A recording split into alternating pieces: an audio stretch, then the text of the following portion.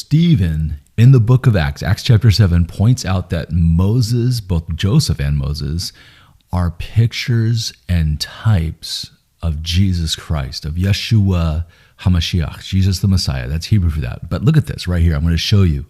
So right here in Acts chapter 7, Stephen says this, and when he was exposed, Pharaoh's daughter adopted him and brought him up to her own as her own son. So he was in the palace, right? And then Stephen says this. He says, and Moses was instructed in all the wisdom of the Egyptians, and he was mighty in his words and deeds. And when he was 40 years old, it came to his heart to visit his brothers. Who's that? Israel. To visit his brothers, Israel, the children of Israel. Here it is. And seeing one of them being wronged, he defended the oppressed man and avenged him by striking down the Egyptian. He supposed, here it is, guys, look at this. He supposed that his brothers would understand that God was giving them salvation by his hand, and they did not understand. God was giving them salvation by his hand? Look at that. That is powerful, but they did not understand. Stephen was showing that Moses humbled himself. He came down from the palace, right? From like Jesus coming down from heaven, humbling himself, and he came to his own, and his own didn't receive him. Stephen points it out that they didn't understand that it was their time of salvation. Jesus pointed that out too. But look at those words that Stephen wrote right before he was martyred. Amazing. And it says, in the following day he appeared to them while they were quarreling, and while two of them were quarreling, remember that? That's in the story, and tried to reconcile them, saying, men, you are brothers. Why do you wrong each other? But the man who was wronging his neighbor thrust him aside, saying, who made you ruler and judge over us? Do you want to kill me as you killed the Egyptian? At this retort, Moses fled and became an exile in the land of Midian, where he became the father of 2 sons. Now, very interesting, because he went to the Gentile land. He had a Gentile bride. He was shepherding the Gentile flock. But was God done with Israel at this point? Did he replace them with these Gentiles that Moses was with? No. In fact, God calls him back suddenly and unexpectedly to do what? To save all of Israel and a bunch of Gentiles, 2 groups. And he does it through these judgments, and they're the same judgments that you see in the book of Revelation. Isn't that crazy? That is God's plan. It's all spelled out in the Torah, which is the first 5 books of the Bible written by Moses, really by the inspiration of God. It was all God. It's God's word, his perfect word to you and to me. So let's go into Exodus chapter 2, and let's see. Stephen pointed that out, right? That Jesus was pictured and he was foreshadowed in Moses' story. But we're going to look at what Exodus says and how we could see Moses in in Jesus as compared. We could see Jesus in Moses' story. So let's take a look at that. Here it is. So here it is again. He struck the Egyptian. They said, who made you ruler and judge? He answered, who made you ruler and judge over us, right? Stephen pointed that out, that was like them rejecting Jesus. And down here it says this. It says, now the priest of Midian had 7 daughters, and they came and drew water and filled the troughs to water their father's flock. And the shepherds came and drove them away. So there's some evil shepherds here. And that's beautiful right there too, because we know that Jesus he called himself the good shepherd. He said, it was an I am statement. He said, I am the good shepherd.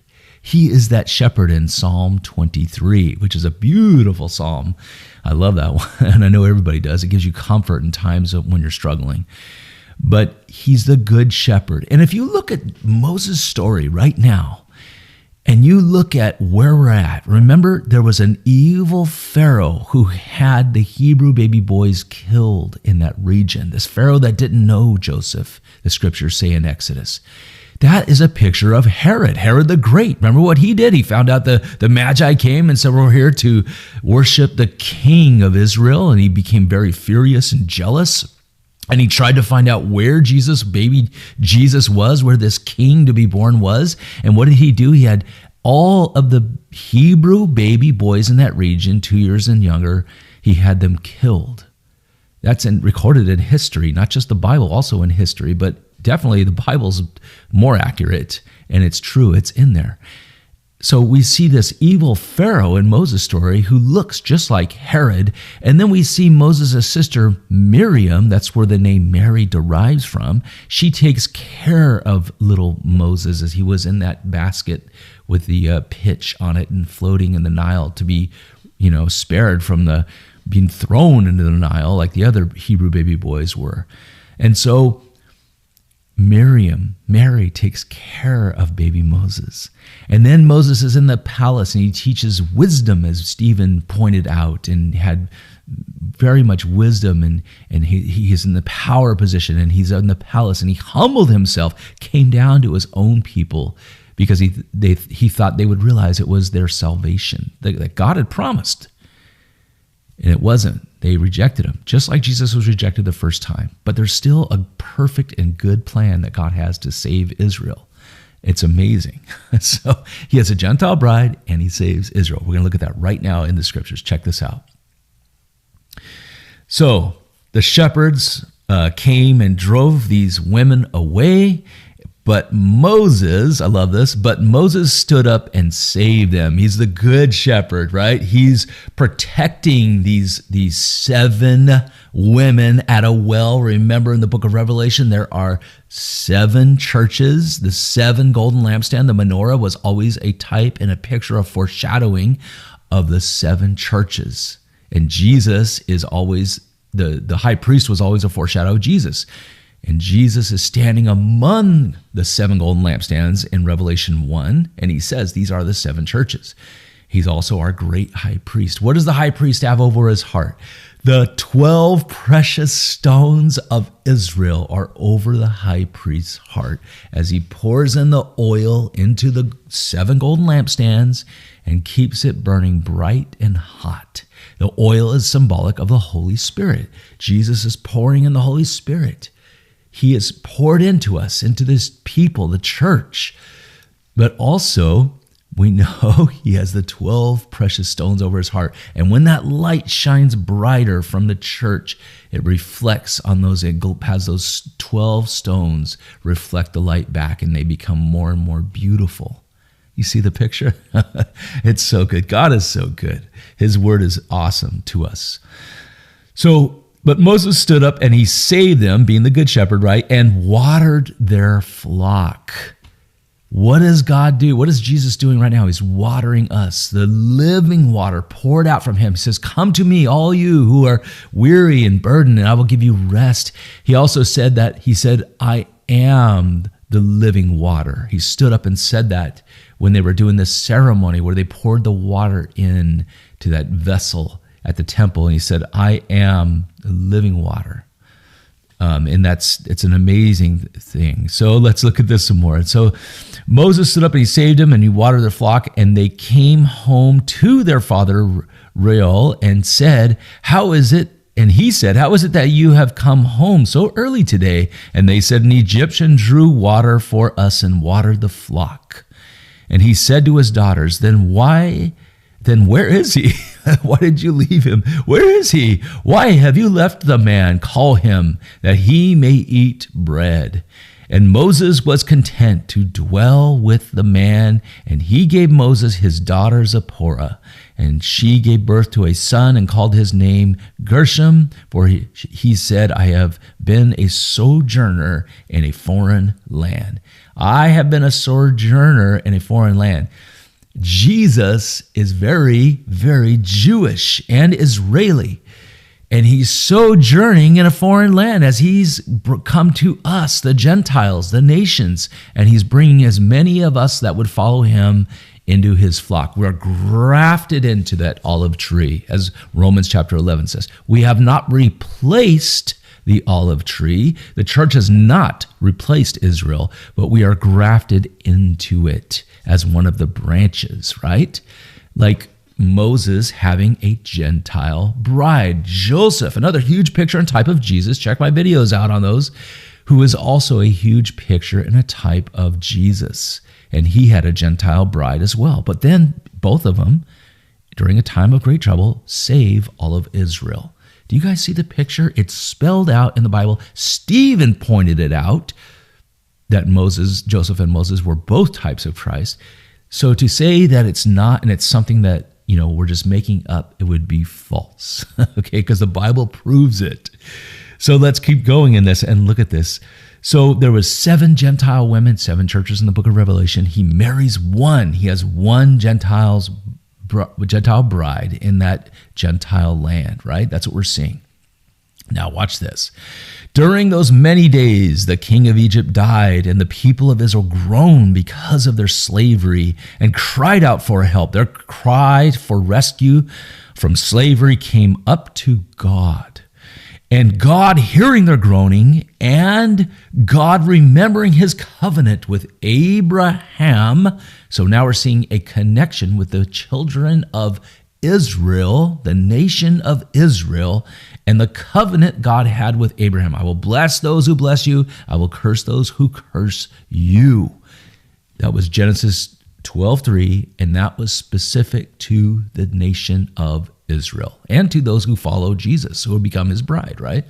So God hearing the groaning and God remembering his covenant with Abraham, with Isaac, and with Jacob. He didn't say with Abraham and with Esau, or Abraham, with Ishmael. He didn't say that. He said Abraham and with Isaac and with Jacob, and God saw the people of Israel, and God knew. God is watching your problems too, my friend. He sees it all. God saw every bit of October 7th. Do you think he was happy about that? No. God is going to get revenge on all of that evil that happened on October 7th. Now, if a terrorist decided that he did wrong and he confessed his sin to God and received Jesus, he would be saved. However, justice should still be served. And he would have to go and, a due process, the law would have to be in full effect against what he did on October 7th. So that's the heart of God. God is the one who came up with laws and things like that. So the next chapter, chapter 3 of Exodus, shows us this, the burning bush. And this is where God suddenly and unexpectedly comes to Moses, and he calls him to go back to save Israel. And he goes back where? To Egypt. Egypt is always a picture and a type of the world. Remember when they're wandering in the 40 days or 40 years in the desert and they wanted to go back to Egypt? It's a picture of going back to the world. So look at this. Now Moses was keeping the flock of his father-in-law. He's shepherding the Gentile flock in the Gentile land, just like Jesus is right now. But things are going to change suddenly and unexpectedly one day. And Jethro, the priest of Midian, his father-in-law Jethro, the priest of Midian, and he led his flock to the west side of the wilderness and came to Horeb, the mountain of God. And the angel of the Lord appeared to him in a flame of fire out of the midst of the bush. And he looked, and behold, the bush was burning, yet was not consumed. This is the picture of what it is that Jesus said. Like, we know that Jesus is the light of the world. He said, I'm the light of the world. God is this light. He's this burning light of his presence is like that, and it's of his love, and he's consuming too. It could be his wrath and his love, but wrath to those who refuse and reject him, love to those who would receive what Jesus did. It's like a light. It's like I've got a light up here for this video. It's really bright. And as I move towards the light, I can see the stains on my shirt, what I look like, the dirt, the grime, the stains, the scars, all those things, what I really look like. And that's God. When you get closer and closer to God, you can see more and more what you really look like. But if I turn my back on the light, on God. I would be in the shadows, and I can no longer see what I look like. But I could see others moving toward the light, like moving toward that fire, that burning bush, and I could see the stains on them and point it out. Oh, look how dirty that guy is, and look at the sin on him and the scars on her. I could do that, and that's the personality of Satan. He's the accuser of the brethren, and he lives in the shadows. But if I'm turned to God, to coming toward him and turn to him, that's what repentance means, turning to God. I can see what I really look like, and the closer I get to him, the more I see how much I need him. The more I see what a sinner I am, and the more I know how much I need Jesus every day. The rest of my life, I need him, and I need to get closer and closer to him. And that's the picture there. So let's go back to Moses' story of how Moses is like Jesus. And the angel of the Lord, capital Lord, that could be a pre-incarnate visit of Jesus, appeared to him in the flame of fire out of the midst of the bush. And he looked, and behold, the bush was burning, yet it was not consumed. And Moses said, I will turn aside to see this great sight, why the bush is not burned. And the Lord saw that he had turned to see, and God called to him out of the bush, Moses, Moses. And he said, here I am. And he said, do not come near. Take your sandals off your feet, for the place of which you are standing is holy ground. And he said, I am the God of your father, the God of Abraham, the God of Isaac, and the God of Jacob, Yaakov in the Hebrew, or Israel, right? And Moses hid his face, for he was afraid to look at God. And then the Lord said, I have surely seen the affliction of my people who are in Egypt, and heard their cry because of their taskmasters. And I know their sufferings, and I have come down to deliver them out of the hand of the Egyptians, and bring them up out of the land to a good and broad land, a land flowing with milk and honey. This is amazing. To the place of the Canaanites, the Hittites, the Amorites. So it's the land of Israel as we see it today. God wanted to bring them back to there.